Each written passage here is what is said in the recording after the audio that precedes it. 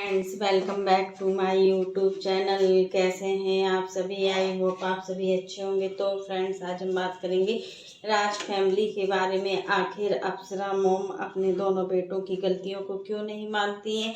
तब कि देखिए, कभी भी कुछ होता है तो ये अपने दोनों बेटों का पक्ष ले लेती हैं। तो फ्रेंड्स, अगर आपने मेरे चैनल को सब्सक्राइब ना किया हो तो आप लोग मेरे चैनल को सब्सक्राइब कर दीजिएगा और बेल आइकन के बटन को प्रेस करना मत भूलिएगा, ताकि आपको मेरी जो नई नई नोटिफिकेशन है वो टाइम पर मिलती रहे। और इसी प्रकार की नई नई वीडियो को देखने के लिए आप मेरे चैनल पर बने रहिएगा। तो देखिए एक माँ ही होती है, उसमें कोई भी दो राह नहीं होता है। एक माँ क्या नहीं कर सकती अपने बेटे के लिए, क्या नहीं छुपा सकती अपने बेटे के लिए। बट अगर देखिए, जब बात होती है अपनों की तो हर कोई झुकता है। और यहाँ पर देखिए, अप्सरा मॉम ने अपने बेटे का साथ नहीं दिया था। ये चीज़ गलत अफवाहें फैल रही है सोशल मीडिया पर। जब अप्सरा मॉम ने अपने बेटे और बहू में से एक किसी को गलत बोला था, तो उस समय आप लोग समझ सकते हो कि किसको गलत बोला गया था। उस समय उनके बेटे को गलत बोला गया था, जबकि वो उनका खुद का खून था। और हम ज़्यादातर देखते हैं कि खुद के खून को कोई गलत नहीं बोलता है, चाहे कुछ भी हो जाए। लेकिन यहाँ पर मनीषा गलत नहीं थी, इसलिए मनीषा को सही बोला जा रहा है। और मनीषा के साथ जो भी चीज़ें हो रही थी उस समय, वो कोई भी एक लड़की होती ना तो उन सारी चीज़ों को बर्दाश्त नहीं कर पाती, क्योंकि एक लड़की वही सब चीज़ें बर्दाश्त कर सकती है जो अगर उसके हित में होता है। अगर उसकी गलती होती है तभी होती हैं सारी चीज़ें। और यहाँ पर हम बताएं आपको तो मनीषा की कोई भी ऐसी गलती नहीं थी जिससे मनीषा को किसी के सामने झुकना पड़े। बट उसने जो भी सहन किया है, आज अपने सभी के हित के लिए सहन किया। तो अप्सरा मॉम को देखकर ऐसा लगता है कि देखिए, बात होती है जब देखो, अगर खुद की फैमिली पर बात आती है तो अप्सरा मॉम गलत और सही में पूरा तर्क निकाल लेती है। यही काम इनकी बेटी का है। जब खुद के ऊपर बात आती है तो गलत सही दोनों, अगर लड़की और बहू में से गलत सही जो होता है तो वो अगर जो भी चीज़ें सामने होती हैं उस पक्ष को लेकर बोलती।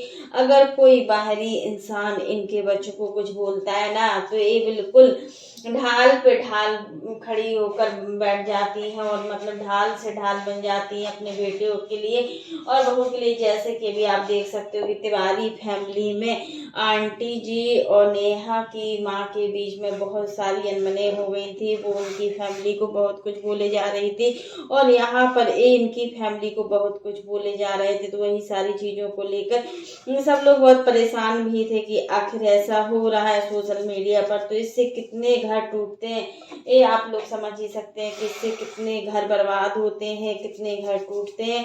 तो कहीं ना कहीं आंटी जी ने उस समय जो भी चीज़ें बोली हुई थी वो हम मानते हैं कि 1% गलत भी थी।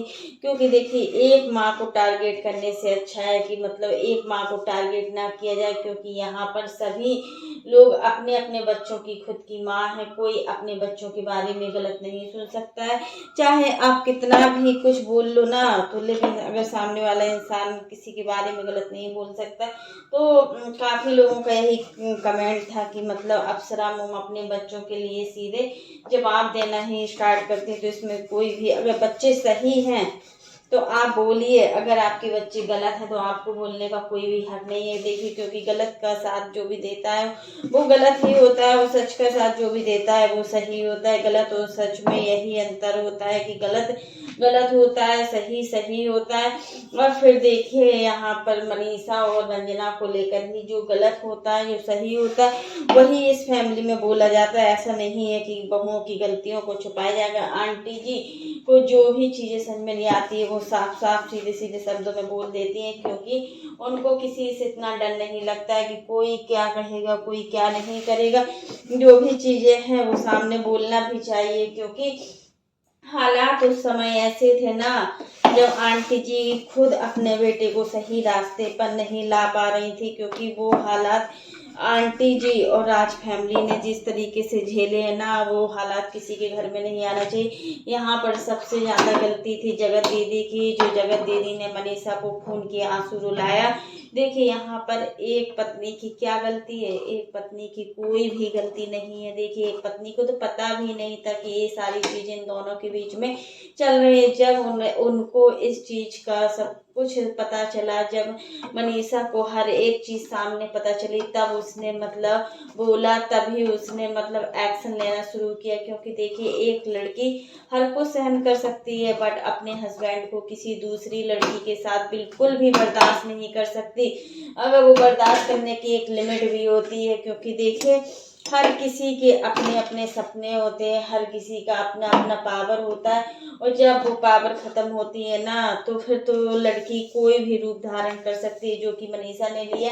लेकिन मनीषा अपने हस्बैंड से भी बहुत ज़्यादा प्यार करती थी। यहाँ पर मनीषा सचिन को बहुत ज़्यादा प्यार करती थी, इस वजह से मनीषा ने कोई ऐसा डिसीजन नहीं लिया जिससे मतलब राज फैमिली के अगेंस्ट हो।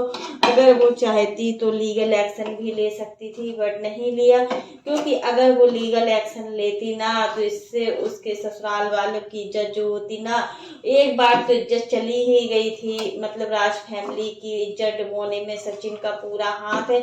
और जिस तरीके से सचिन ने राज फैमिली और सचिन एक साथ मतलब कहा गया है कि मतलब अपने घर का बच्चा ही अपनी घर की अगर इज्जत को डुबो देता है ना, तो इससे बड़ा मतलब कोई भी ऐसा पाप नहीं है जो अपने खुद की फैमिली नहीं दिखा दी है। तो फ्रेंड्स मनीषा को देखकर बहुत ही बुरा लगता है। मनीषा बहुत ज़्यादा टेंशन में रहती है, और अप्सरा मोम ये बात बिल्कुल अच्छे से जानती थी कि मतलब उनका बेटा गलत है, वो गलत का साथ दिया। लेकिन काफ़ी लोग का ये सवाल रहता है कि आंटी जी अपने बच्चों को कुछ नहीं कहती, तो क्या वो ऑन कैमरा ये सारी चीज़ें दिखाएं क्या? वैसे तो अगर वो हर चीज़ सामने दिखाती हैं तो बहुत लोगों को जलन भी होती है कि अप्सरा मोम हर चीज़ को ऑन कैमरा दिखाती हैं। अप्सरा मोम को ये नहीं वो नहीं सारी चीज़ें ही दिखानी होती हैं, और जब नहीं दिखाती है तब भी आप लोग बोलते हो। अब देखिए यहाँ पर देखिए इनके बेटों का काम भी है बोलना। अब देखिए रंजना की कितनी आंटी जी ने केयरिंग की, रंजना को हर तरीके से खुश रखने की केयरिंग की। होता है ना, मिस कैरेज के बाद एक लड़की को अपने फैमिली की बहुत ज़्यादा ज़रूरत होती है, तो कहीं ना कहीं अप्सरा मोम ने वही सारी चीज़ें की हैं कि देखिए अप्सरा मोम ने एक मौका भी नहीं छोड़ा है वो सारी बातें कहने का, जिन बातों का उन्हें डर है। क्योंकि अगर वो कुछ कहती है ना, तो इससे उनके बच्चे उन पर ही चढ़ जाते हैं। और फिर देखिए प्रिंस तो कोई मौका भी नहीं छोड़ते इन सारी चीज़ों को बोलने में, और प्रिंस हमेशा कुछ ना कुछ बोलते ही रहते हैं। प्रिंस का स्वभाव ही ऐसा है। पहले हमें लगता था प्रिंस किस टाइप का है, बट अब जब से हम प्रिंस का वीडियो बहुत अच्छे से देखने लगे ना, तो उसका जो स्वभाव है ना, एक बड़बोला स्वभाव है, होता है ना एक बड़बोला स्वभाव, जो मतलब बिना कोई बात के भी कुछ बोल दे, वही होता है। मतलब कैमरा के आगे लोग सोचते नहीं है कि हम क्या बोल रहे हैं क्या नहीं बोल रहे। ओ आंटी जी आपसे एक बात और कहेंगे कि मतलब आपका जो वीडियो है ना, जो आप वीडियो शूट करती है ना, तो उसमें बहुत ज़्यादा हिलता है। उसमें हम लोग अगर स्क्रीनशॉट भी लेना है ना, तो नहीं ले पाते हैं। देखिए अगर आप लोग इतना मत हिला करिएगा, आप लोग अच्छे से वीडियो बनाइएगा, और हम लोग आपके साथ हैं। अगर आपको कोई कुछ गलत बोलता भी है ना, तो वो आप इग्नोर कीजिए, क्योंकि गलत बोलने वालों के मुंह होते हैं गलत बोलना, और उन्हें हर हाल में कुछ ना कुछ गलत बोलना ही होता है, चाहे कुछ भी हो जाए और कोई भी कुछ भी बोले। तो फ्रेंड्स आज के लिए बस इतना ही। कैसा लगा आपको मेरा वीडियो पसंद आए तो लाइक कर देना, और अगर आप चैनल पर न्यू हो तो चैनल को सब्सक्राइब करना ना भूलना। और फ्रेंड्स आप लोग भी कमेंट बॉक्स में ज़रूर बताना कि मतलब आखिर सचिन हमेशा ही मतलब अपन मनीषा को इतना क्यों दुख देते हैं, जबकि आपने देखा कि प्रिंस हमेशा अपनी माँ को दुख देते हैं। एक बेटा माँ की तरफ बोलता है, और दूसरा बेटा ना तो माँ की तरफ बोलता है ना तो अपनी वाइफ की तरफ बोलता है। उसको खुद ही नहीं पता होता है कि उसको आखिर बोलना है तो क्या बोलना है, क्योंकि वो अपना बोलने की सुध बुध जो होती है ना, वो सारी चीज़ें खो चुका है। उसको नहीं याद रहता है कि आखिर वो क्या बोलेंगे, कब किसको क्या बोलना है, उनको समझ में नहीं आता है। और मतलब मनीषा अभी भी मनीषा बहुत ज़्यादा स्ट्रेस में चल रही है। 2 दिन से हम मनीषा का वीडियो देख रहे हैं ना, तो मनीषा के अंदर पता नहीं कौन सा ऐसा दुख दर्द है जो मनीषा के अंदर खाया जा रहा है, और मनीषा बहुत ज़्यादा तकलीफ में चल रही है। और मनीषा को इस तरीके से देखकर हम लोगों को बहुत ज़्यादा दुख हो रहा है, क्योंकि मनीषा को ऐसी कभी हालत में नहीं देखा है ना। तो लगता है कि सच में यार क्या से क्या हो रहा है इन लोगों के बीच में, ऐसा नहीं होना चाहिए था। और रंजना को देखकर तो यही लगता है कि रंजना बहुत ज़्यादा खुश भी रहती है। और अब जब से रंजना मायके गई है ना, तो उसको ससुराल वालों की एक भी फिक्र नहीं है। ससुराल वाले क्या कर रहे हैं और क्या नहीं कर रहे हैं, उसको इससे कोई चीज़ का मतलब नहीं है। वो तो अपने अच्छे से एंजॉय कर रही है। और अभी बहुत दिनों तक रंजना अपने मायके में रहेगी, क्योंकि देखिए आंटी जी का जो कल का हमने वीडियो देखा ना, उस वीडियो को देखने के बाद आंटी जी की वीडियो से ही पता चल रहा है कि अभी रंजना को वो बुलाने वाली नहीं है। थोड़ा दिन और रंजना रहेगी ना वहाँ पर, तो वो अच्छा फील भी करेगी। क्योंकि देखिए इतना कुछ हो गया, लेकिन रंजना के चेहरे से एक बार भी नहीं लग रहा है कि इसका मिसकैरेज हुआ है। क्योंकि ये बाहर का जंक फूड भी खा रही, कोई इतनी जल्दी जंक फूड खाता है क्या मिसकैरेज के बाद? हमें नहीं लगता है कोई मतलब इतनी जल्दी पिज्जा बर्गर ये सारी चीज़ें खाता है। आखिर आंटी जी की बहुएं जो हैं वो आंटी जी के अंडर में बिल्कुल भी नहीं है, कुछ भी खाती है।